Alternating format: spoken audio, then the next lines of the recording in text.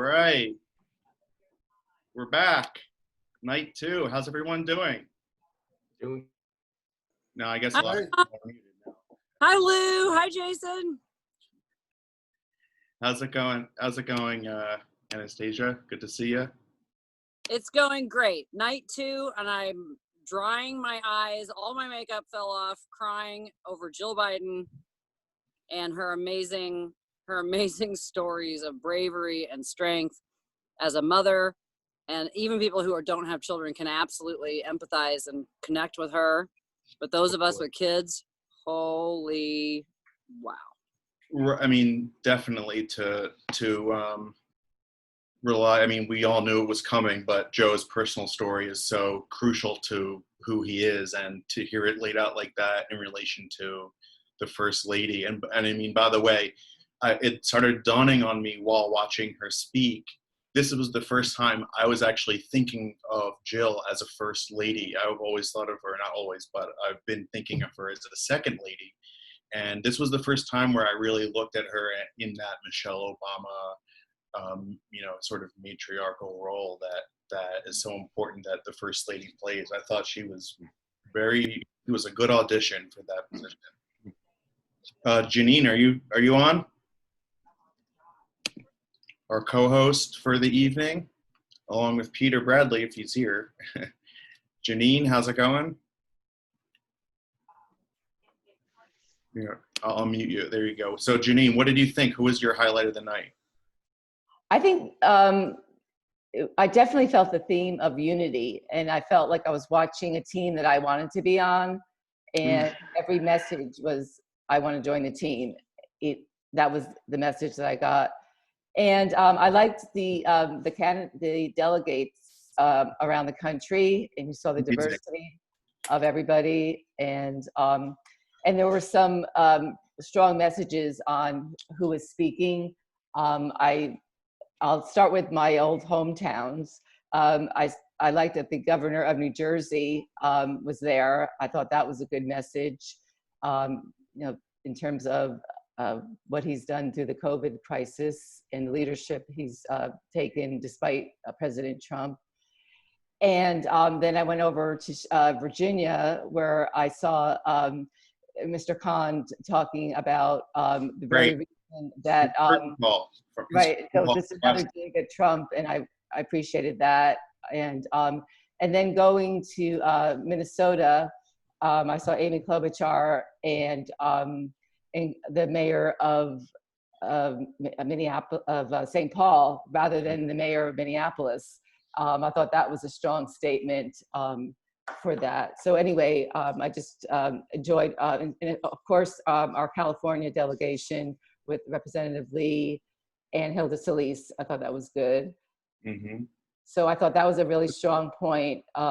There were some interesting choices in that segment. So some states were highlighting rising stars, like you said, and then others were showing like working class people or whatever. There were a couple of missed opportunities, I thought, to highlight more Senate candidates, like more people that we want to get in front of a national spotlight, maybe like Cal Cunningham, or I thought it was funny that Sarah Gideon was on, but just to introduce performance by Maggie Rogers.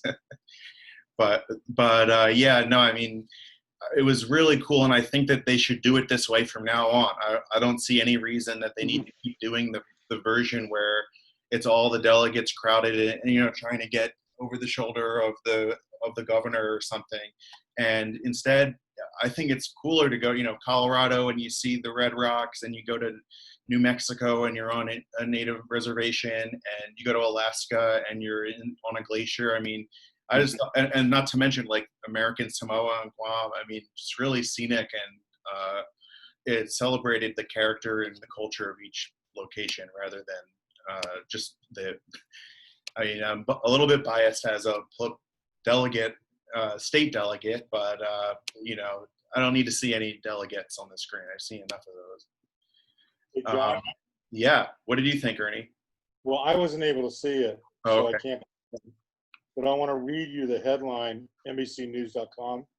AOC backs Sanders for president ignores Biden in brief DNC remarks. That's silly. So I that was not my interpretation at all. So here are the notes that I took for AOC.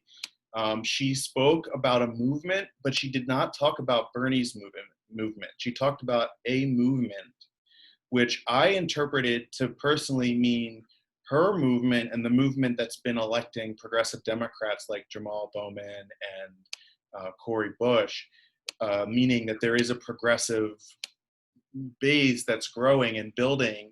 And I think that's a little bit unfair because the role she was asked to do was to second Bernie's nomination. I mean, I get the, that's the formal role that she was there to do.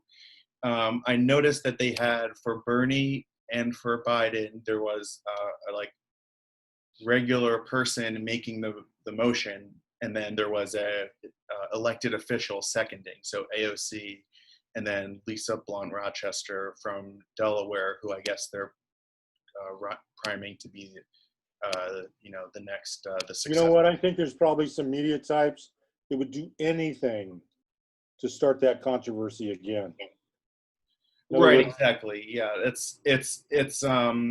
they're champing at the bit to have a storyline, Dems in disarray. I mean, that's been the case since Obama first started running, to make it seem like we don't have our stuff together. And I heard AOC talk about the movement. She did not say single payer when she talked about it. She said guaranteed health care. Those were her words. She said living wages. She said Biden administration and the movement that she's behind is there to combat racial injustice and colonization. She cited misogyny, homophobia, and she talked about reforming foreign policy, which I thought was particularly poignant on the night that they had all these foreign policy speakers. We heard from Marcy Winograd yesterday about what she thinks about, the record there, but I thought it was a good counterbalance to have AOC. Right. I think. Yeah, I wish she'd add more time. That's my only. Well, I definitely wish she should have more time. But you were saying that she struck an anti-Biden tone, or she backed Sanders. Well, I think at the Republican convention in 2016, when Ted Cruz said "vote your conscience" up and down the ballot. Now that's, undermining the nominee. That's a whole different thing from what we saw here, which was simply, just doing her formal role at the convention. John, we could, talk about that thread all night, maybe for 5 days. I was really excited about seeing Valerie Yates. I thought it just started out, she's a great speaker, presented a case about the rule of law. I felt like she was the voice of Adam Schiff. She was the voice of so many people. And I was wondering how anybody else responded to Valerie Yates. Or Sally Yates. Excuse me, Sally Yates. Sorry. She had an interesting kind of take on saying, I never thought I would be speaking at a convention. I never thought I would be in this political position. And she kind of then told in a very plain way the story of herself standing up to the Muslim ban and how that basically radicalized her or politicized her, right? Let's bring in our first guest, Tony Vazquez from the Board of Equalization. How's it going, Tony? Good. How you doing? All right. So what did you think of the convention tonight? To me, it was kind of a flashback. It kind of took me back because, I've been involved in campaigns since, my first one was in 1974 here in Santa Monica. And when I was looking, when they lined up, basically, when they brought back all the party's elders, going back to Jimmy Carter, he was in 1977. And then, of course, Bill Clinton, who was in 1992. And actually, I was one of his delegates in 92. And I was in New York, so it kind of just threw me back as I was flashing back. And then, of course, there was many others that they brought up. And then speaking of New York, actually, of course, having AOC on there, I thought was a nice added touch. I mean, I also echo what Ernie says. I wish she would have been given a little bit more time, but at the end of the day, I think she was pretty powerful just to have her on the screen. But more than anything, I guess what I was feeling as they went back and they were digging deep and bringing back some of the old guard and some of the old activists, going back, like I said, going back to the 70s up to the present, it looks like we have a pretty good team coming together. And as they went around, especially as they took us, on this tour across the country, and to listen to the rainbow of delegates that we have, from all the different states. They even included some non-states, obviously, like Puerto Rico and some of the other islands. And I thought that was kind of a nice touch. And at the end of the day, or at the end of the evening for me, it kind of left me feeling like, I think we really have a good shot of taking this over. Not only of taking back the presidency, but possibly even taking back the Senate. So I think it was real refreshing. But at the end of the day, like going back to all the campaigns I've been involved in, I've always told people, you can't sit back. You need to run every campaign scared, like you're losing. Because at the end of the day, the worst case scenario is that you barely win. And of course, the best case scenario, it's a landslide. So I think that's what we need to do. And as I look around this screen, there's a lot of talent here. And I know many of you are going to get involved, not only here locally, but also in other states, many of these swing states. And I think that's what's going to be real key for us as we move forward. And as we begin this kind of a unique virtual campaign, I'm still not sure how it's all going to play out. I think that's going to be the interesting thing. As I'm working on even some of these local campaigns here in the South Bay, that's the thing that keeps coming up. You can't walk and knock on doors anymore, or at least not in this campaign. So a lot of it's going to be left up to, using the mail, doing some phone banking. And then I think social media is going to play a bigger role than it's ever played. I've always, people have always asked me in my campaigns, how come you don't use social media? And I've never really been convinced that that's the way to go. Although in this campaign, I think it's going to be different. And I think we need to weigh in and make sure that we're ready. And we have, many of you young folks I see on the screen, all you techies, your expertise and skill sets as we look at this whole social media campaign, I think that we need to roll out to make this successful. So those were kind of my thoughts.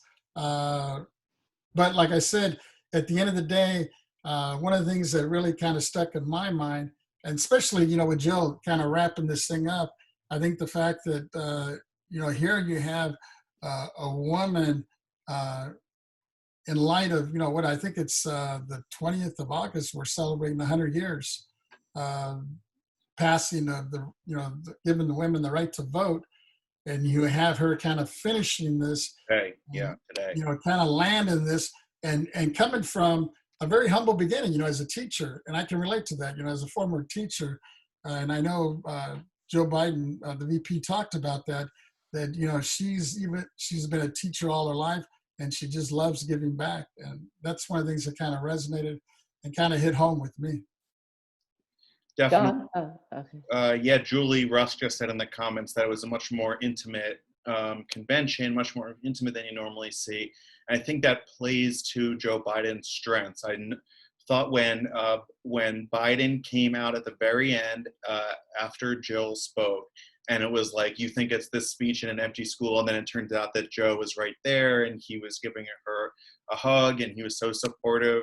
It felt like a very personal connection between the two of them. You really sensed the bond. It felt like it really played into Joe's image as a working class hero. Yes. And I think, there's just seems to be a real good synergy, between all the states, and all the delegates that were speaking out today. And like I said, just seeing that rainbow of delegates that are coming together, I think is going to be very helpful and very powerful in this election. I was really interested what you said about the going back into the history that you saw there, and where they not only had Bill Clinton, which I knew was coming, they also added Jimmy Carter, which I actually didn't know was going to happen until it happened, and then they also threw in Caroline Kennedy, trying to tie in, I thought, the famous moment where Ted Kennedy passed the torch to Obama and trying to make a connection to JFK. With Joe Biden, as being both Irish or whatever. What did you think of those speakers? Bill Clinton is always pretty compelling. Oh, Bill Clinton. It's funny, when I was asked to be a delegate for Bill Clinton, I had never met him, and a good friend of mine who was part of his team said, "Tony, we need you as a delegate." And I said, "I don't even know who this fellow is. Set up a meeting." So they set up a meeting. I actually met him at East LA College at one of his rallies. And one of my questions to him was, as I was sitting with him, I asked him, how do you feel about immigrants, the immigrant population, and giving them the right to vote? And then I kind of stumped him, because he says, "Well, if they're not citizens, how can they vote?" I said, "Well, they can't vote for the presidency, but in many states, legal residents have the right to vote for school boards, for example, like in New York and Philadelphia and Tacoma, Washington, and some other places." And as I rattled that off to him, he said, "Well, if that's the case, I support that." And that's what kind of won me over. He just had this charisma, and he made you feel like you were part of the team.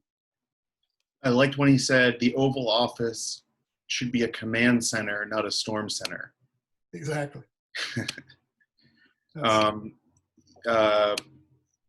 Then I also thought about Bill Clinton, that for the first time, I thought that the slogan or catchphrase of "Build Back Better" actually had some substance to it. I actually understood. It wasn't just 3 words that begin with B. It was, I thought that Bill Clinton, as he always does, they said he was the secretary of explaining stuff, right, in 2012. But he, I thought, made a good argument about how building back from the COVID economy gives us the opportunity to fix a lot of the injustices in our society, and bigger scale issues that, because one of the criticisms, I guess, of Biden has been the framing of Trump as an aberration versus a symptom of a larger issue. And I think that by framing, but the way Bill Clinton described it, I see the idea of Build Back Better as actually a progressive statement, because it's saying we have to rebuild this country from the damage that Trump has inflicted, and we can do that. We have the opportunity to do that in a progressive way. You're right. And actually, Jill kind of made that. I like her analogy too, when she talked about, her coming into Joe's family when it was broken after he lost his wife, his daughter, and his kid, in that accident. And then she came in and rebuilt that family. And now she feels like she has this opportunity again to rebuild America, after we're seeing it being destroyed by Trump. Absolutely. John? Yeah. John? Right here, Peter. Hey, our other co-host tonight. Yeah, Peter Bradley. Yeah. What's up? Build Back Better also gives the campaign license when they get in office to start doing the things that we need to do in order to take care of global warming. There are going to be huge changes coming to the next generation, and this helps prepare them for that fact. It's not going to go back to like it was. You're going to have to get a car that runs on electricity or something else. You cannot drive the cars that we drive today anymore. Just this one small item, but that's why I think it's very clever to use that. John? Yeah. Maybe we can get some viewpoints about the elephants in the room, meaning the Republicans. And I thought that was pretty interesting. So I'm not sure how, should we ask one of the guests? Yeah, why don't we bring in our next guest, actually? So I'm really glad to have her here, actually. So she's in training now, because the next convention she'll actually be the DNC member, but now she's DNC member elect from the Democratic Party of Orange County, Ada Briceño. Hi, everyone. Great to see everyone. I'm so happy to be with you. And this is my first convention, really, ever. So I'm very, very excited to have been part of it. And I know that you want to hear about, how I felt about the Republicans being on. But if you don't mind, I want to touch on some things that were very impactful for me. As an immigrant, as a worker, as a first time on these conventions, I just want to say that the roll call was one of my favorite areas. And, I really felt that they did a great job incorporating the voices of workers, the voices of unions. And you saw that in people that, were wearing buttons. And you saw that being called out by saying, I'm a member of SEIU. And we saw that in front of cars when we, when we were in Detroit. And so that was really impactful for me. I saw the server in Nevada that was right next to all the other casino workers and other workers. And, even the person that was talking in Nevada talked about collective bargaining, which was really a great thing for me. I felt very empowered by that. But I really feel, so that was really important and crucial for me when Chuck Schumer talked about immigration. That really drew me in, and I'm sure drew other people like myself in. I really enjoyed the keynotes, and it was unconventional, and I think it was really great. But to see our own Mayor Robert Garcia on there multiple times, I was just like, yes, California is leading the way once again, right? And then I saw Ivana Cancelas from Nevada, who is a former union organizer. And so I felt, I was very impressed about that and very happy. But I also felt that Michelle set the tone for us yesterday. And so I feel like we were able to follow, that Jill was able to follow through today. Totally. I really, really feel that continuity. I felt it. And I wondered, I said, how are we going to be able to keep this? Because yesterday they did a fantastic job in understanding the moment, that we can't be celebratory because we're going through a very difficult time in our history. And so how do we have a convention with energy, but being cognizant of what we're doing? But I think they did a good job. I think that I worried about how you can follow that through, that same theme and that same respect throughout. But I really felt very much encouraged by that. And, I also felt, even though I'm big for Medicare for all, and I know that Biden is not there, I also felt very, that he made a very good connection about how important healthcare is. And, and having people talk about the, their difficulties around cancer and healthcare was front and center. And that, that was very, very uplifting. The testimonies, the personal connections, those were great. And I'll just say this last thing, and then I'll tell you what I think about Republicans very quickly. But, I also felt that one of my biggest worries, as a mother, as a wife, as an American, is how are we going to get through this? How are we going to go back just like everybody else? And to understand, and I felt this yesterday, and I felt it further today, and I heard Jill, and when Jill spoke, I too, John, had that moment. It's like, wait, she's gonna help us. She's gonna help lead the nation as a first lady. And so when she said that, we should trust that Joe how did she say? And trust that Joe will bring us together and make us whole. You know, I felt that, you know, at that moment, that the travesty and the difficulty that Joe had lived in his life made him competent to take us through this very tough moment that we're living today. And it empowered me. It made me feel calmer and forward looking. And you know what? I'm a little torn about the Republicans, I've got to say. But I have been hearing some voices say, well, we're encouraged by that because that means that the nation is coming together in one way or another. So, you know, even though I kind of feel like I want to hear other voices in our party, young and vibrant voices, you know, that's very important to me. But I've got to figure out how to trust that we're in a moment that we've got to grab every vote possible. So still a little torn about that. Well, I agree. There's a lot to respond to there.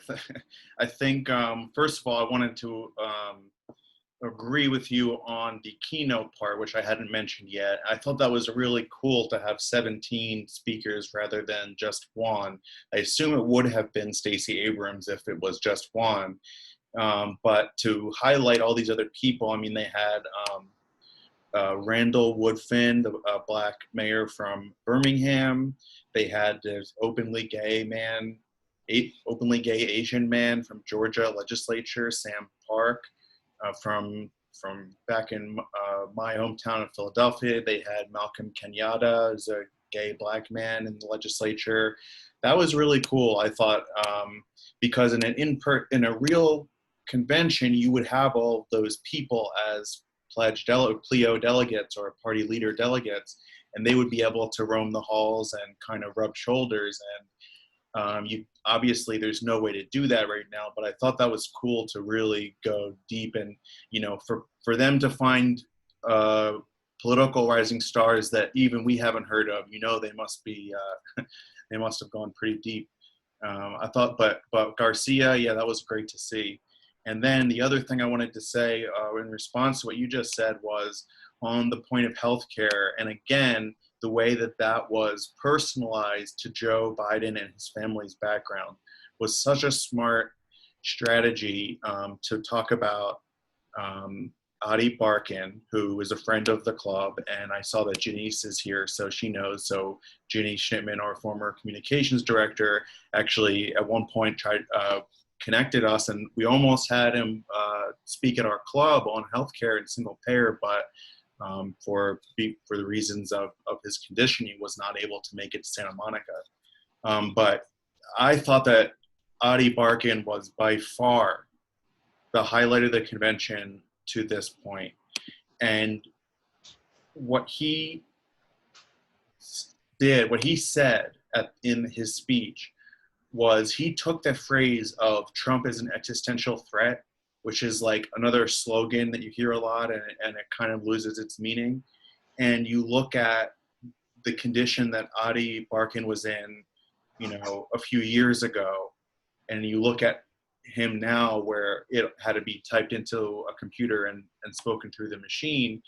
I mean, it's you know, that stark contrast is, if Trump is reelected, Adi Barkan will not be alive at the end of the second term. And I thought that was a really powerful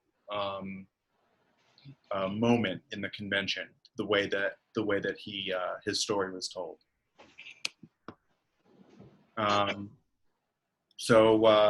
Tony, what did you think about the Republicans? It was pretty controversial yesterday. We were talking about John Kasich. We were talking about some of the other Republicans that were in there. Today it was less so. They still had Colin Powell and a couple of other. The John McCain. I think the John McCain thing was pretty prominent tonight. What did you think of all that? You know, I wasn't a big fan of it when I was listening to. You know, I only get snippets of it yesterday. Because I was actually tied up on another Zoom with the state board. But I was a little shocked to see some of the folks, especially when they had some of the electeds, you know, out in some of these farm countries, you know, talking about Joe Biden. But at the end of the day, it's interesting because, I live in Sunset Park, and when I first moved in here, this was pretty much a Republican precinct. Now, it's changed quite a bit over the last 30 years. And even the few that still exist in my neighborhood, a few of them that actually I know voted for Trump are now flipping and telling me that, they just are worried about him, the way he's tearing down the infrastructure, and just the fact that this man, he constantly tells so many lies. Mm-hmm. And I think that's starting to deteriorate. And as a result, they have nowhere to go. And these people are very active. They're going to vote. And now you're seeing many of them at least coming out publicly and saying, we're gonna roll with Joe Biden, which I think is positive. Right. And then another thing is, it was a good point made in the chat. We have a lot of great elected officials here, but very astute comment from my own mother who's in the Zoom, and she mentioned that it's a good reminder that not all the Republicans accept Trump and his behavior. And it is actually interesting because you always see Trump tweeting out that he has 96%, 98% approval with Republicans. But the truth is that that's because people like John Kasich and people like, Cindy McCain are not Republicans anymore. They're rejecting that label completely. And I think that that is a good reminder, because it's hard with the media spin to always want to show both sides of an issue, that there are a large number of prominent Republicans who you've heard of who are coming out and supporting Joe Biden. And I think we're going to see more of that, in the coming months. I think the big question for me is Mitt Romney, because I know that he's not going to endorse Donald Trump, obviously. Oh, but no. I think that there is a chance that he will do the right thing and endorse publicly Joe Biden. And I mean, who knows if that moves voters anymore, but if that even makes a difference. But I think that's probably the most prominent Republican we haven't heard from yet, right? And I don't think that's going to be a real shocker when it happens. I think that's the thing. Yeah, it won't barely be a headline. You're right. All I think it's incredibly important and significant that we finally have some Republicans who are still patriots first and Republicans second. Right. And I think that's what this shows. That, I mean, when we get to policy, when we get the White House and have the Senate, and we're starting to put stuff through that they don't like, they're going to speak up, and that's their right, and that's what they should do. But now they understand what the country needs. Right. Yeah. John, if I could just say very quickly, yeah. I keep trying to think what were the biggest highlight. I keep going, even though I love the roll call, I keep going back to Jill. And the way that, I felt like crying when I was hearing, and I felt happy for the first time in a little while, right? When I heard how they met and how she painted that picture of their story. I thought that was so, so, so impressive. But to hear, to hear him, looking in the bathroom mirror, and getting the guts to go back out after Bo died, that, just like giving us the blow by blow and having her version of who he is. I thought she did, just quite an amazing job. And I hate to go back to Jill, but I think she's my biggest highlight. And I think that's what folks are going to be talking about tomorrow. Oh, yeah, definitely. Well, I think that it was, like you also mentioned, I think earlier, the comparison with Michelle Obama. I mean, I thought when I was watching Jill, I thought to myself that it was brilliant to end the first night with Michelle and the second night with Jill, because what they were basically doing was reminding you of what a calming presence and what a great first lady role Michelle was. And then you can kind of see the same kind of compassion and empathy in Jill. And I thought that was really brilliant move. And then tomorrow, so the four figures basically being Michelle, Jill, and then next time I assume we'll end with Kamala and Joe. So that's a pretty good comparison to put them all one by one each night like that. Yeah. Let's bring in our next guest, our own assembly member from the 50th district, Richard Bloom. Hello, John. Hi, everybody. It's Richard. great to be able to join you and see everyone. John, I know this is a lot of work, so thanks for pulling it together and for everyone who was involved in making it happen. It's kind of fun to be able to do something like this after the event itself.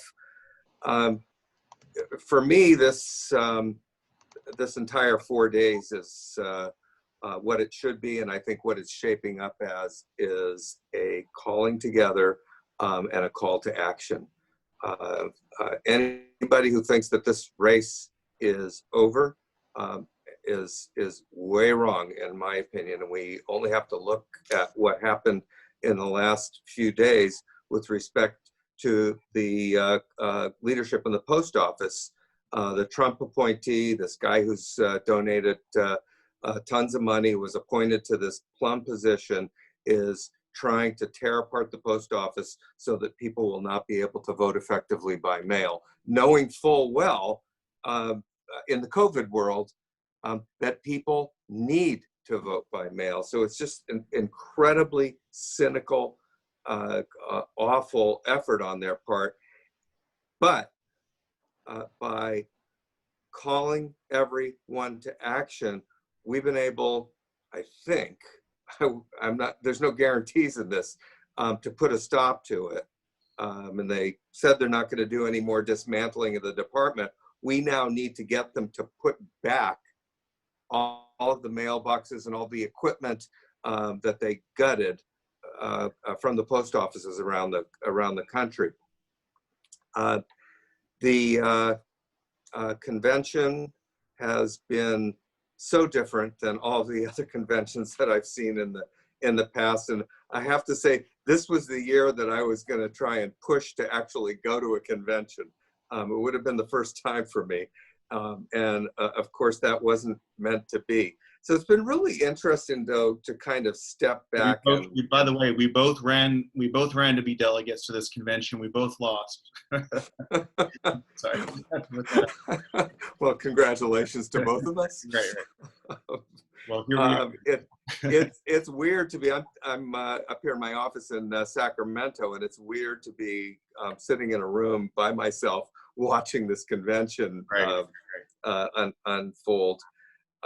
Every convention is a produced event, particularly, I think even more and more so as we've kind of come into the modern era of televised conventions. This one is the most produced ever. It had to be, because it's all on our screens, and that's the only way that most anybody can participate in it. And I really kind of see it as sort of following a Hollywood type of script, which is appropriate for all of us.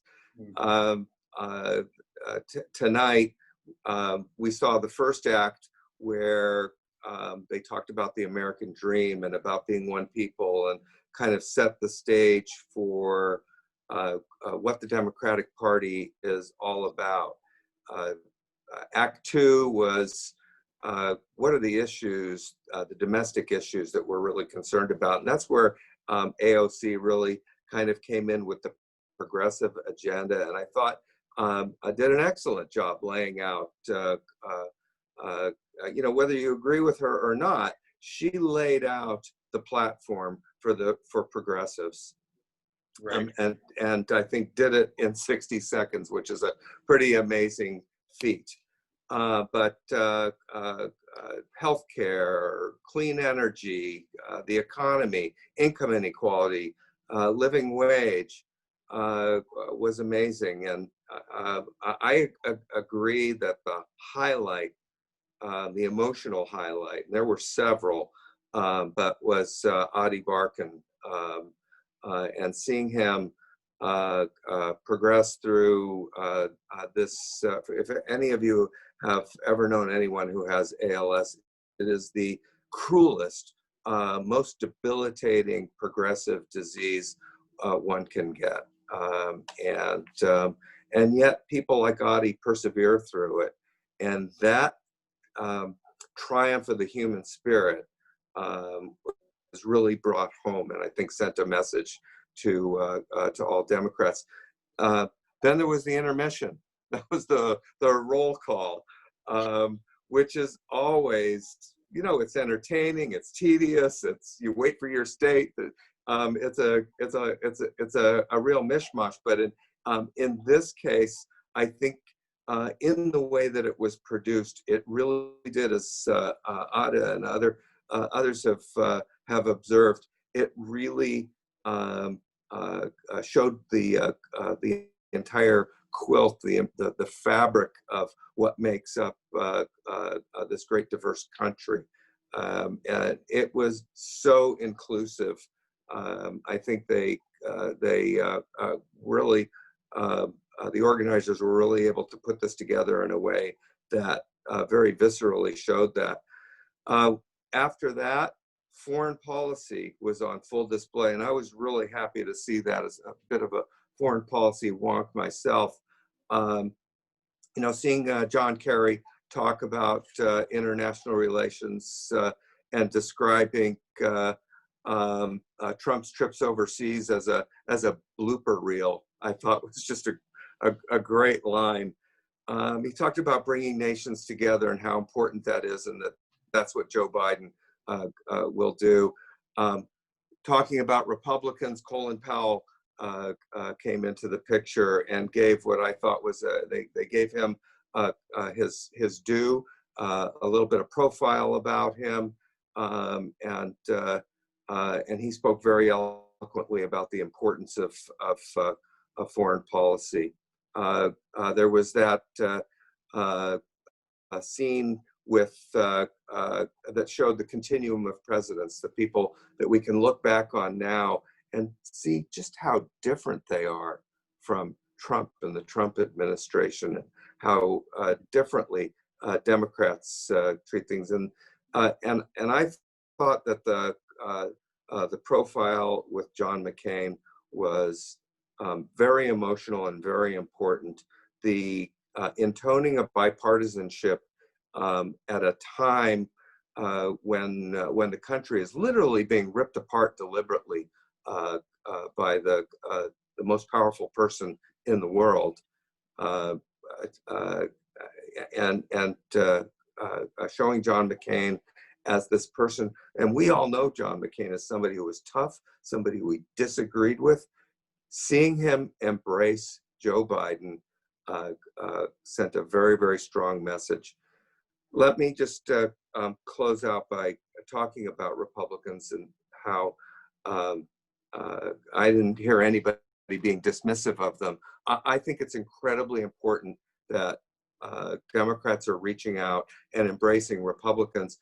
Nobody has changed Democrat values here, by the way, in the course of allowing Republicans to have their say in our convention. We have not compromised a single value in doing that, but we have to remember how close the last election was, and that we lost it by only a few votes in a few states. We need to make up that difference in this election, and Republicans can help us do that. I'm hoping that the statistics that we see on 538.com and elsewhere and the polls hold, and it's a landslide. And if it's a landslide, so be it. That'll be great. But if it's close, we're going to need all those votes. I think we're going to need all the votes anyway, because for me, with all the types of suppression that will be attempted, be it in the mail, be it in, the old-fashioned way of just blocking minorities from being able to vote, and who knows what else they'll come up with to manipulate and affect the outcome of this election. And so for me, when I see that Biden is up by 10 points, that's like, if I saw a poll that said he was up by 1 point, I'd be like, okay. You're absolutely right, John. And, we always talk about October surprises. Well, the first surprise happened in August, and that was the post office. And there's much, much, much more to come. So I guarantee it. This is going to be a dirty trick election from now until November.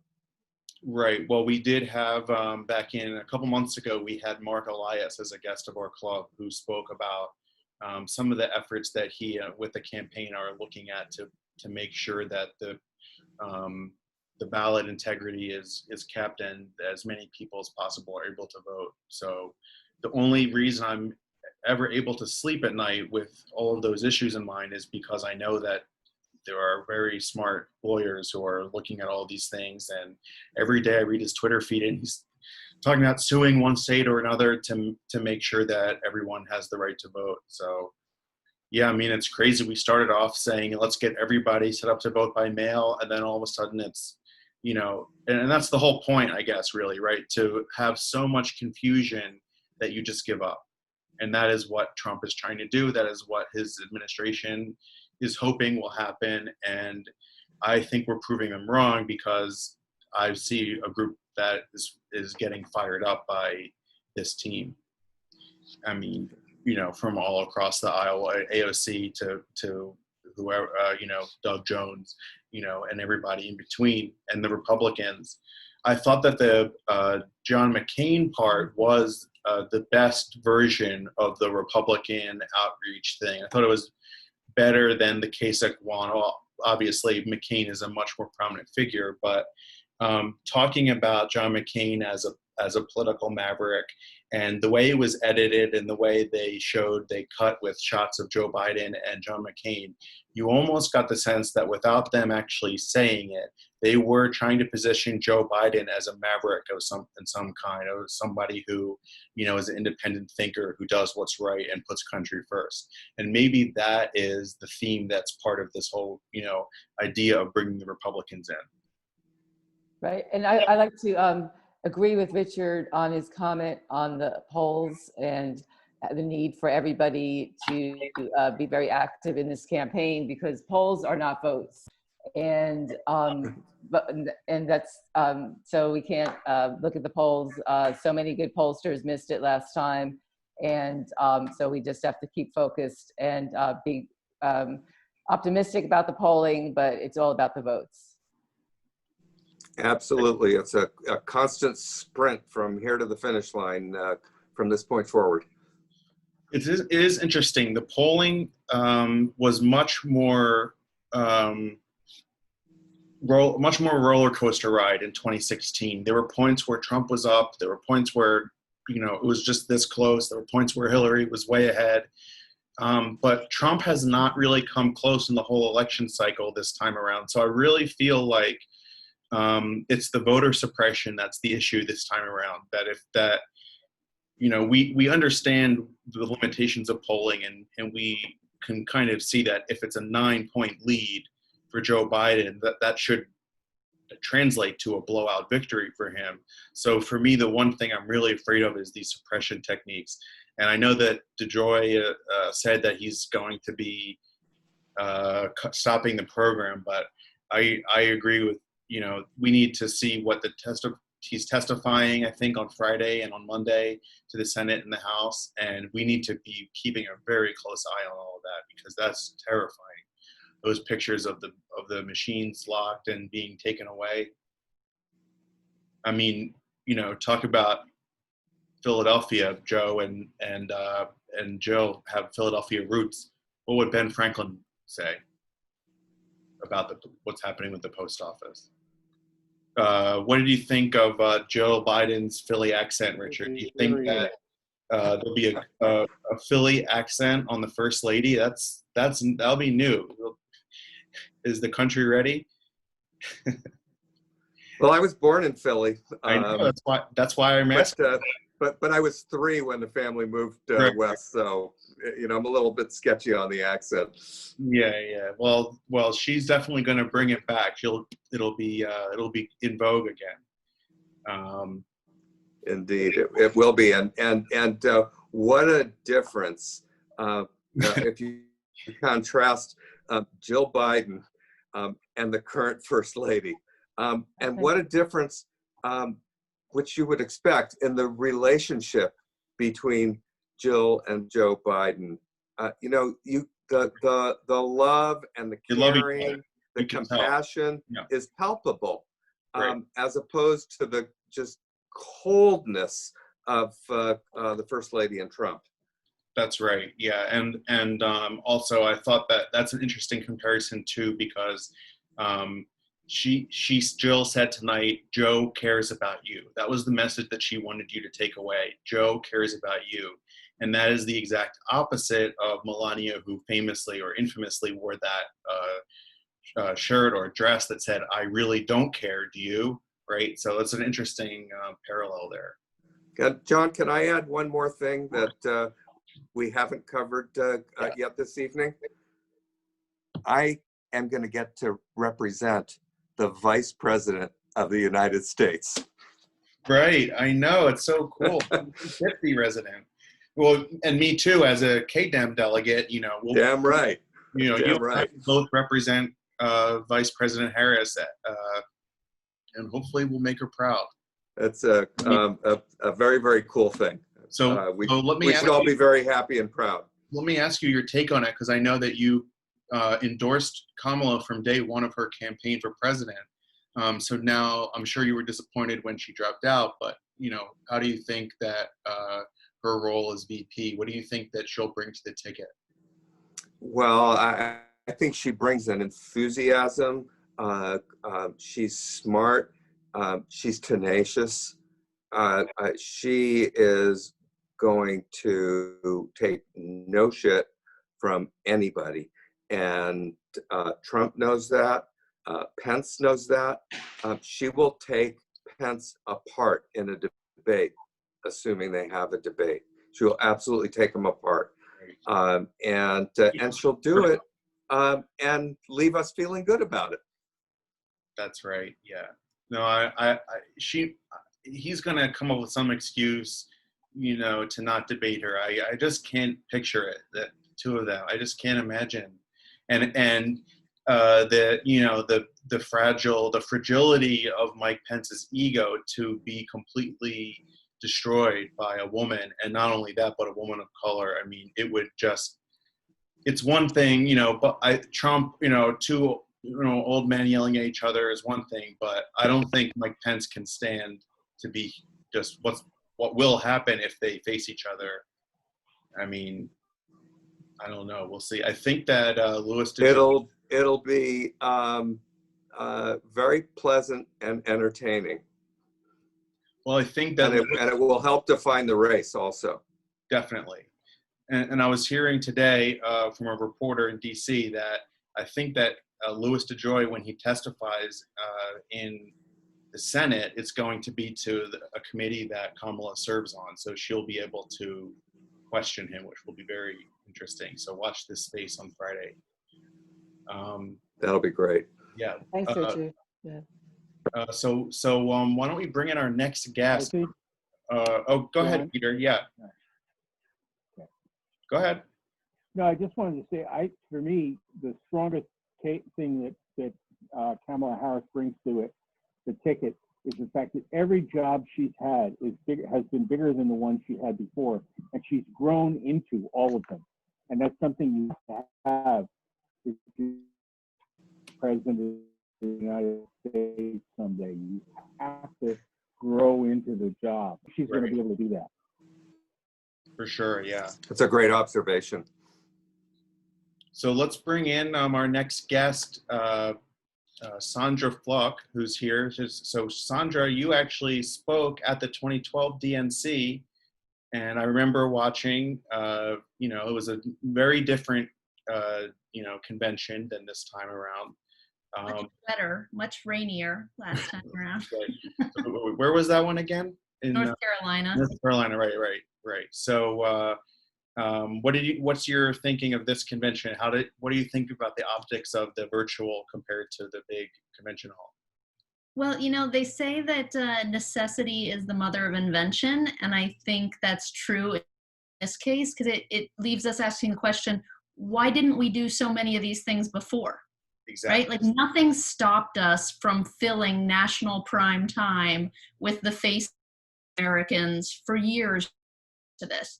I think we are all occasionally miss amazing stadium moments. I hope Stacey Abrams gets that because she's going to blow the roof off the place when she actually gets to do it. And it doesn't translate the same way in this kind of a forum. But there's so many other pieces of the convention that I think actually translate much better, not necessarily for the insiders, for the pollywonks, but for just typical average Americans trying to decide who to vote for. I think that often comes down to like, which team do I want to be on? Which of these groups of people do I want to be a part of? Where do I identify and feel like I belong? And that's what I think we're actually showcasing as a party to the American public right now is this is the Democratic Party in all of its diversity and strength, and that this is a group of people that are a warm and welcoming and safe place. And warm and welcoming and positive and safe is about the most amazing thing you could do to contrast to Donald Trump, right? Like, I think we can expect a Republican convention that is loud, angry, hateful, and even if you were to agree with those terrible sentiments, it's going to feel very different, and you want this kind of positive, warm feeling that's being created by this convention. So I think that is a home run all the way, and the nominating process with the 50 different states is probably the epitome of that. I will tell you, I was really, trying to pay attention to everything that President Clinton was saying. And if you go back and listen to that speech, you can tell that it's like, it started off being 3 hours long and was compressed because like every single sentence would have been a quote on the news otherwise. Like there is so much packed into it. He truly is the explainer in chief. And I hope the media will pull out some of those quotes and use that in the days to come, and that he'll get some opportunities to do that on the campaign trail in other ways, because he prosecutes an amazing case against Donald Trump. And to your question about the convention that I spoke at, John, I was remembering I was on stage like 2 people before Bill Clinton, something like that. And I came back backstage after I'd finished speaking, and one of the staff members said, President Clinton wants to meet you and talk with you. And so I went over to the green room or wherever where he was waiting, and I'm trying to like make small talk. I don't know how you make small talk with Bill Clinton, but I'm doing my best. And he decides to tell me how he is about going out on stage. He's nervous. Yeah, right. I mean, you guys know me. I don't generally, I usually tell it like it is. And I just said, oh, come on. Like, you're kidding, right? And he tried to convince me he really was nervous, that he hadn't done this in a while and all of these things. And then he went out there and do you remember that incredible stem winder he did? And he did it without the teleprompter. Because the Obama people had told him he got, this many minutes, and he wanted twice that. So he just stood on the stage and did it from memory. So I guess that's what he was nervous about, was like being forcibly removed or forgetting half the speech or something.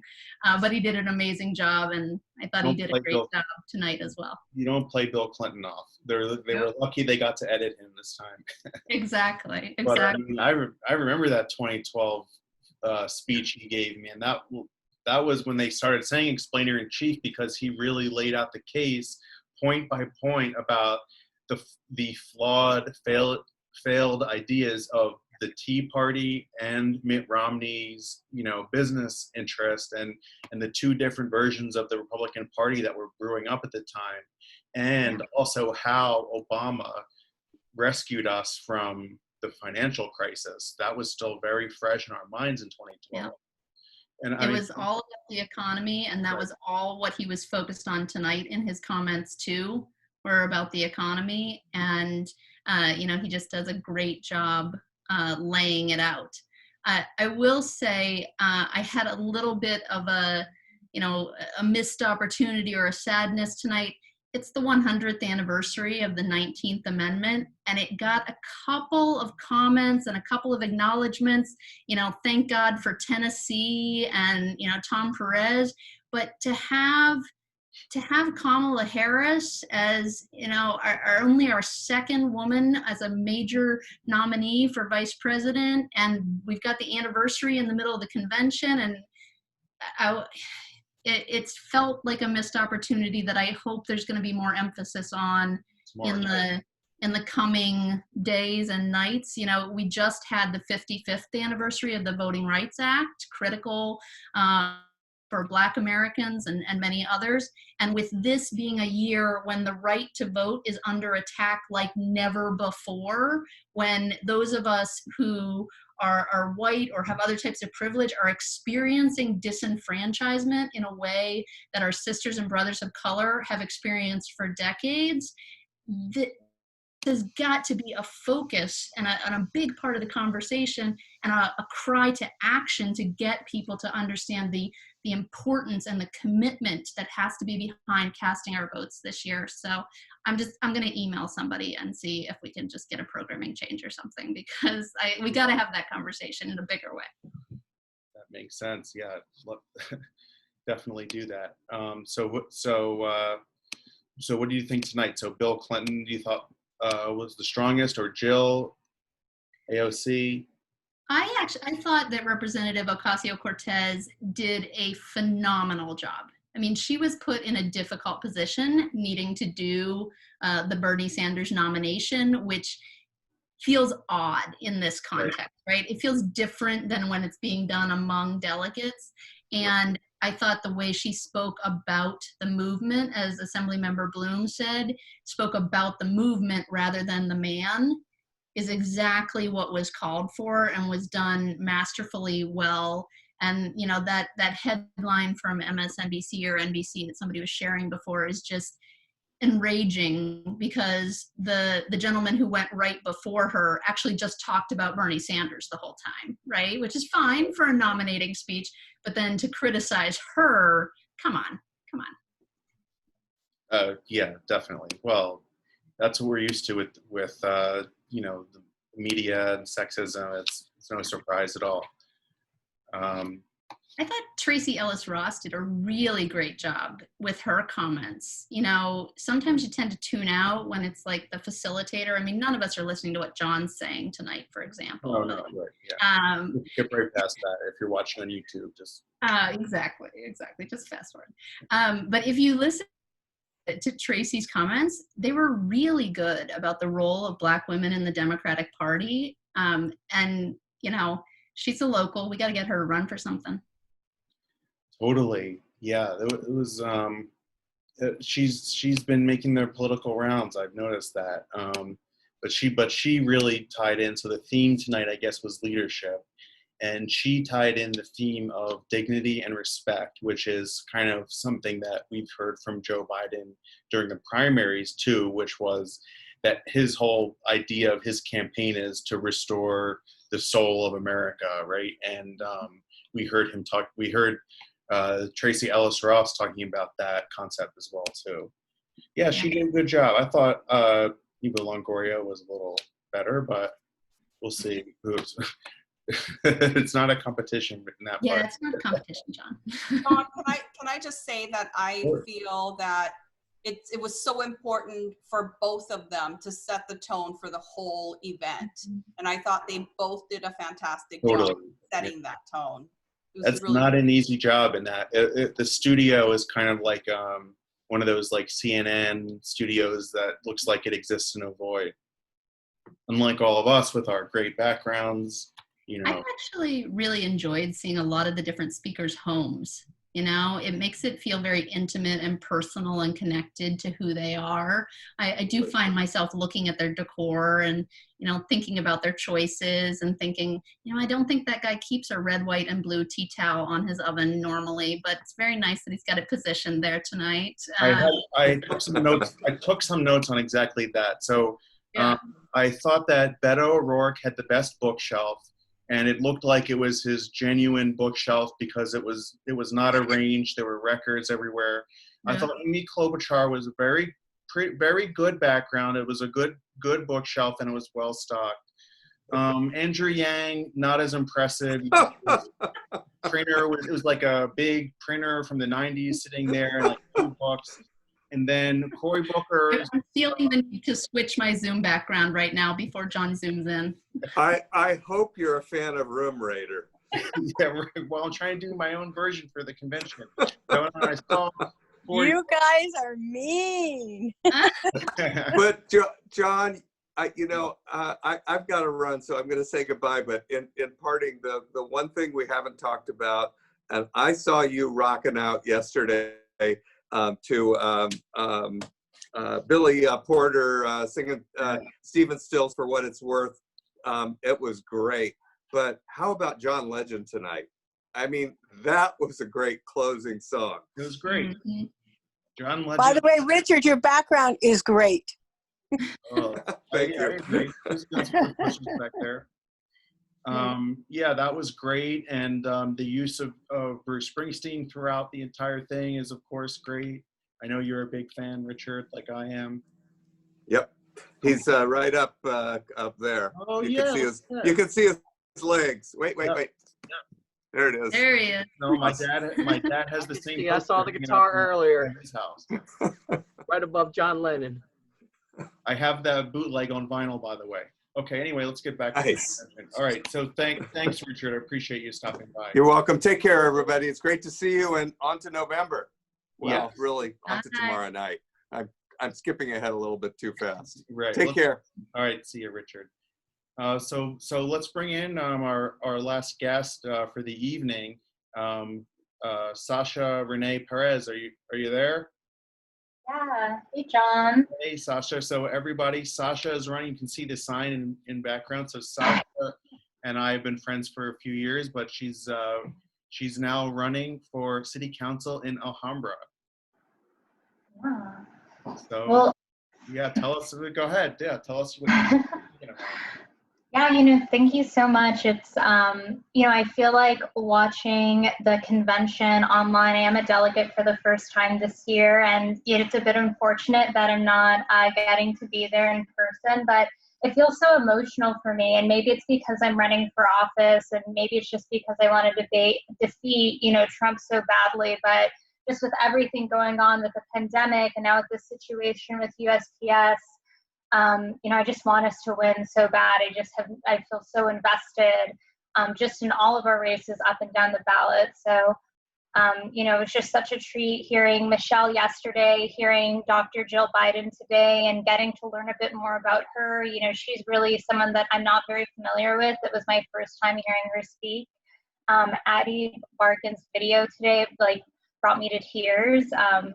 And I think was just really incredible and incredibly powerful. So, I love, Sandra, what you said earlier about, just AOC and just so much of the hidden sexism, that just comes out in the media. And look at her, she's rallying.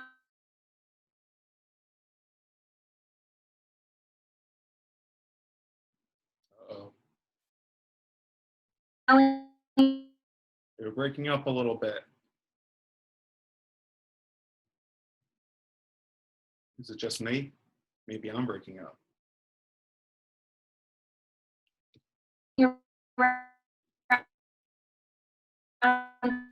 Bernie again and breaking up the party and you.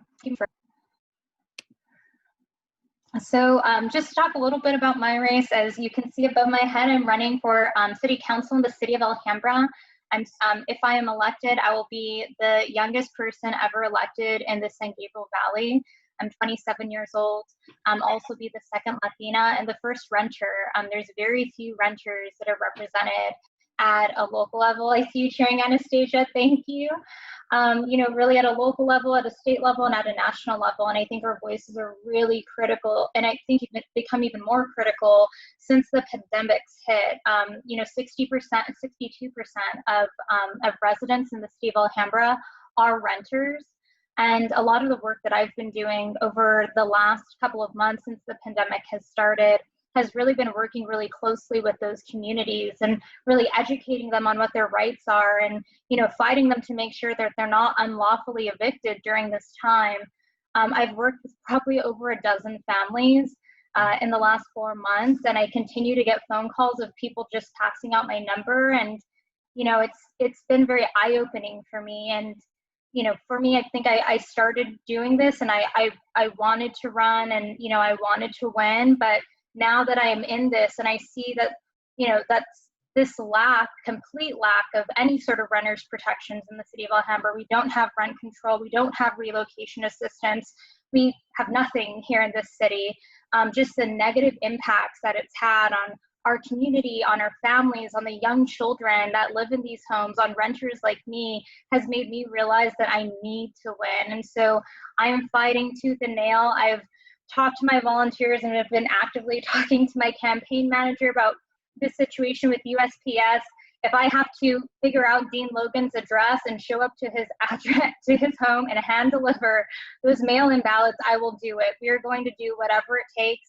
I have outraced my opponent 3 times. I'm endorsed by over a dozen labor unions, and I'm pulling everything out, including the kitchen sink, to make sure that I get this incumbent out of there. And so, I know all of you are very active and committed within the Democratic Party. And, if you're interested and if you're available, to volunteer, one of the benefits of the small silver linings of this situation is that everything is now moved virtually. If you can phone bank, if you can text bank, if you can write postcards, that will help to get folks out. The numbers are very much in my favor. Over 50% of residents in the city of Alhambra are registered Democrats. I'm the only Democrat in a race running against 2 Republicans. And so this is a race that we can win. And so any help that any of you are able to offer, whether that be volunteering your time or donating a small donation, is going to make a tremendous impact on my race here. So I'll go ahead and pause there, but thanks, John, for giving me a little bit of time to just talk about some of what we're doing out here in the SGV. No, of course, it's really interesting because in Santa Monica, we have our city election going on now too, but we are lucky because we are choosing from about 16 or more Democrats who are running in addition to, the other independents. But like you said, in your race, it's a little different. You're actually trying to unseat a Republican incumbent, right? Yes. So yes. What have the Republicans been doing in Alhambra, especially the ones you're running against? I think it's more of what they haven't been doing, I would say. But, my opponent has actively tried to block the eviction moratorium that the county set in place. And so, we had asked for us to repeal our city's very kind of weak moratorium to let the counties apply. They refused to do that and fought us tooth and nail until, we finally just won them over and they just allowed it to slowly expire. He has been very much against I believe it's Prop 15, which is the Schools and Communities First initiative, has actively been spreading lies that this is going to lead to a repeal of Prop 13, blocked the Sanctuary City resolution that was on the table almost a year ago. And, just in general, I think just does not understand the community that is here, which is one that is heavily immigrant, one that is disproportionately low income, and one that is disproportionately made up of renters, and frankly is just completely disconnected to what families are experiencing during this time. I've talked about a lot of the families that I've worked with. I've shared their information. I've had them come and speak out at meetings. He has had plenty of time to reach out to them, and if I was in his position, I would certainly do that, and he has just chosen not to. And I think it's because this is simply not an issue that he cares about. And so he's made very clear when I brought this issue up during council meetings that we need to continue to think about the rights of property owners. And, you know, I think we need to step away from that and start thinking about the rights of renters in our communities, because they are the ones that have been disproportionately impacted by this pandemic. And they're the ones that are also being forced out of their homes to leave our cities. So definitely, yeah. So well, hopefully we'll get you elected. Good luck with the endorsement process that's coming up with LA CDP, I'm sure. And let's open it up to the audience and see if there's any questions for Sasha or any of the other panelists that are here tonight. Janice, I see you've got your hand raised. We'll go to you first. I had it raised when you were doing the little Skype. Good to see you anyway. So I actually raised my hand when you were doing the rate my room thing. I noticed that Cory Booker had one book on the table behind him that you could read, that it was the new Jim Crow. Yeah. Oh, he was probably just reading it right before they started taping it, so we had to put it. I also noticed that Beto had a serious collection of LPs, and for someone from that generation, that just reminded us of my record collection is bigger than Beto's, but let's not get into that. But while we have Ada Briceño here, hi there. Can you say something about the big voter engagement, voter mobilization, ballot collection project that I understand you did in Orange County with Unite Here? Yeah, so this was fun. Thank you so much. So for the primaries, what we did is we brought to the party Unite Here. You know, I'm also co-president of Unite Here Local 11. So I teamed up Unite Here with the Democratic Party. And what we did was we went into the workplaces and make sure that we told all the workers to bring their ballots into the workplace so we can all vote together. So we had ballot parties at different times, at different shifts. Meanwhile, we were also registering, workers to vote in case they weren't registered. We were having them ask for ballots. We were doing all kinds of voter registration and voter engagement.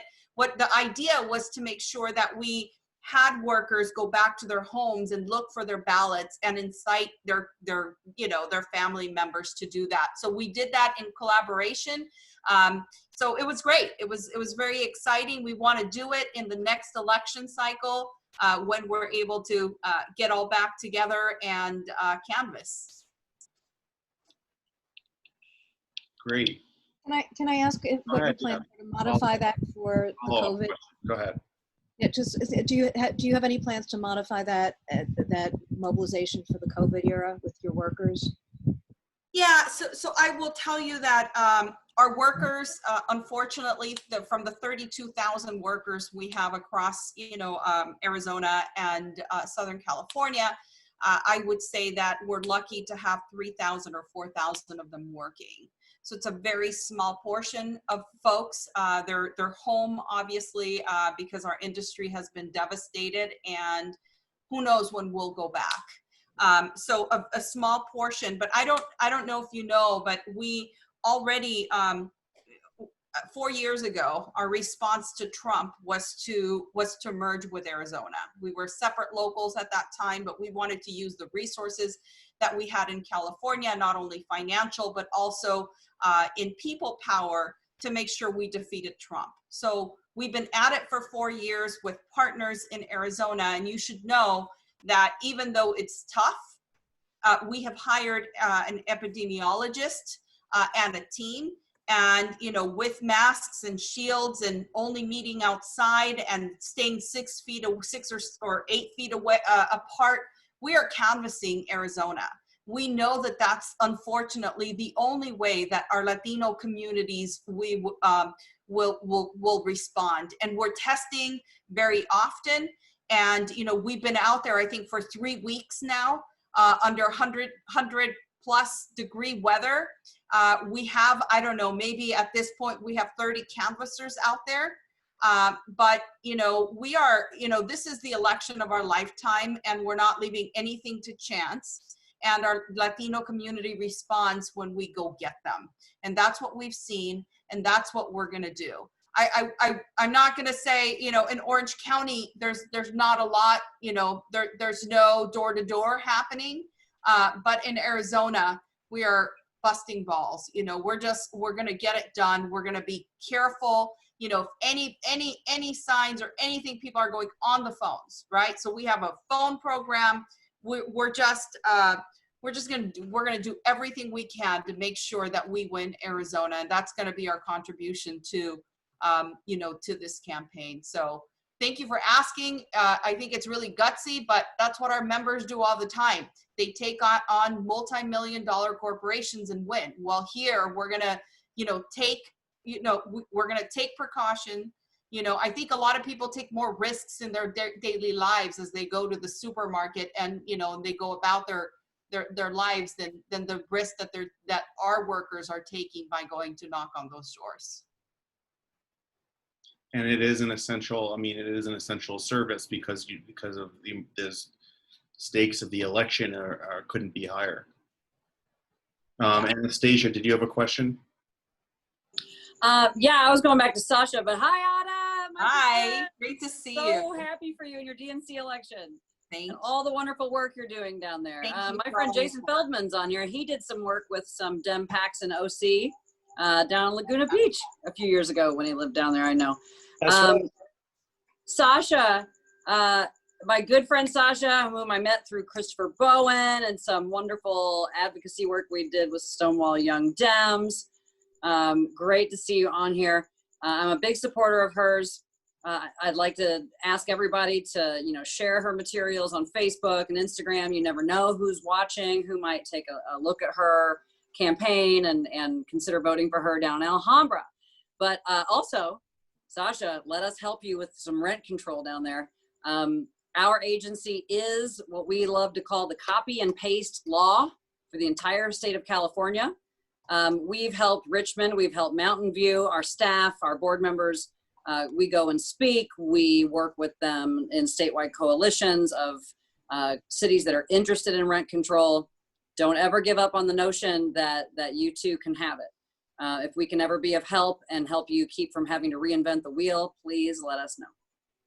Yeah, thank you so much. I really appreciate that. And it's funny that you share that because we over here in Alhambra look at Santa Monica as really kind of a model and have invited, and I'm forgetting his name. He was a city council member for a while and was really a champion of kind of like renters' rights issues. Probably Kevin McCune. I think so. He came and we had brought him out along with Teresa Eilers from the Everyone In campaign to do an excellent presentation for us, you know, about what that kind of process looks like and all the different things that we can do. And so, you know, absolutely, I would just totally appreciate that, Anastasia. Any kind of documents you have to share with me, any sort of policy, it would just be super tremendous. All right, well, any closing thoughts? Anybody else want to share? Open it up, all 34. Anybody want to say anything about the convention tonight? I want to say thank you. Great job, John. You did a really good job hosting this thing, and we're really proud to have you here in Santa Monica. That was good. Hey, that was good. I didn't know we had such a good guest on the line. Well, you know, I like to pop in and surprise the people so that they could, you know, not get too crowded or excited. And I just want to know that we really love the work that you do. Thank you so much, Mr. President, and good luck tomorrow night. Thank you. I will. I wanted to get a little Santa Monica love before I take to the stage and do my thing. That's perfect. That's I'll tell Michelle you said, hey. Yeah, Michelle. Tell Michelle, and everybody's been raving about her speech. Well, you know, she's really good.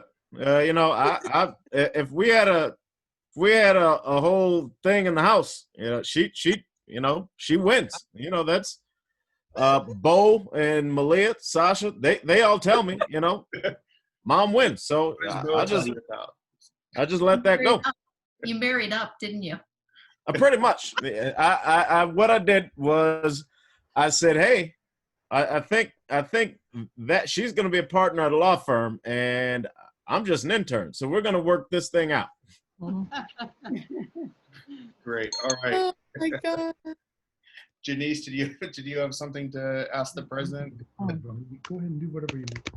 It wasn't to ask the president, but I would like to just read a tweet that somebody sent out after Addie spoke, because as progressives, I think it's a really important message for us. Addie Barkan did a series of sit-downs. He invited every Democratic presidential candidate to come and talk to him about single payer. They were incredibly revealing, by the way, about who these people were as people. Joe Biden did not do it. And somebody tweeted, like Addie Barkan, I was for Elizabeth Warren and now Joe Biden because we must vote like our lives depend on it, because they do, and our neighbors and our community members too. Be a hero and vote for the future we can be proud of. And then Dave Dame tweeted, Biden didn't initially sit down with Addie Barkan. Addie didn't lash out or grumble. He went to work, and he just got a huge platform to tell America about the critical importance of healthcare for everyone. He's an organizer everyone can learn from. It's a really important lesson. It's a great quote. I mean, he's just such an inspiration. I was so glad to see him included in the convention. Really. Oh God, my heart when Carl, the 4-year-old, reached over to baby Willow, who was just born last November. Oh, my heart. Yeah. I know. Yeah. Right. Well, I want to thank everybody for coming tonight, and let everybody know that tomorrow night after the convention, we'll have Hillary, we'll have the president, fresh from his appearance here, will be on the convention stage, and then we'll be hearing from Vice President to be Kamala Harris, and then after that, so about 8, and again, last couple nights it was more like 8:05, 8:10, something like that. Whenever it's done on the national, come back here. We're going to have the chair of the Rent Control Board of Santa Monica, Nicole Phillips, one of the strongest Kamala Harris supporters who I know, who I asked her to speak before we knew who the vice presidential nominee was even going to be. And then when I realized who it was, I was like, man, that was a lucky billing. And then we're going to have Carolyn Fowler, one of Ada's colleagues who just joined the DNC, along with Carolyn's daughter, Dallas Fowler, who's also a friend and former candidate for LA City Council. And then we're going to be joined by Rusty Hicks, the chair of the California Democratic Party, followed by our own Senator Ben Allen. And we're going to wrap it up tomorrow night with our friend from West Hollywood running for City Council, Seppi Shine. So we've got a really jam-packed lineup tomorrow night to react to. That's kind of our Kamala Harris lineup, reacting to our hometown VP. And we hope you'll join us back here tomorrow. Hey, John, yeah. Can I make one more announcement? More from the president. Next week, when we have the whole clown show that's going on Thursday night, instead of tuning in to the coronation of a dictator, we're throwing a streamathon for democracy, where we're going to try to get as many celebrities, actors, entertainers, politicians together, and we're going to be streaming on YouTube and on Facebook. So instead of watching their convention, you have something better to do next Thursday. That's awesome. Stay tuned. No, I don't know, Mark. I know the president was just speaking there, but it says Marquise under his name. Marquise and I have been talking about this streamathon. It seems like a really good project for next week. We know that the president is obsessed with his ratings, so it'd be awesome to depress those a little bit. Great. So thanks everybody, and we'll see you next week. No, tomorrow. I mean tomorrow. Well, we'll see you. Yeah. We'll see you tomorrow. Tomorrow night, 8 p.m. It's been a long week. Good night. Bye. Night. Good night.